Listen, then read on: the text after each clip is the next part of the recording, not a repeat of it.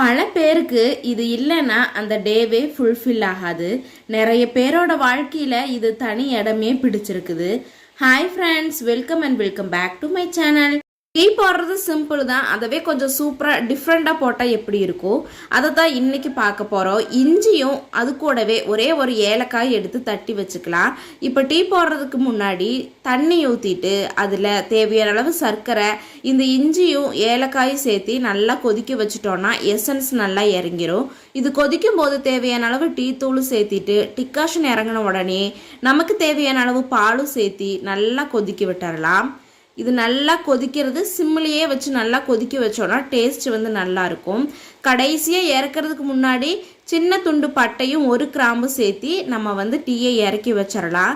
டீயை இறக்கின உடனேயே நல்லா ஃபில்ட்ரு பண்ணிவிட்டு நல்லா ஆற்றணுன்னா டீ நல்லா நொரப்பொங்க வரும். இது மாதிரி நீங்களும் உங்கள் வீட்டில் நொரப்பொங்க டீ கொடுத்தீங்கன்னா அது நல்ல டேஸ்ட்டாக இருக்கும், நல்லா ஒரு ரிஃப்ரெஷ்ஷாகவும் இருக்கும். நீங்களும் இதே மாதிரி டீயை ட்ரை பண்ணி பார்த்துட்டு எப்படி இருந்ததுன்னு கமெண்ட் பண்ணுங்கள். தேங்க்ஸ் ஃபார் வாட்சிங். Bye bye.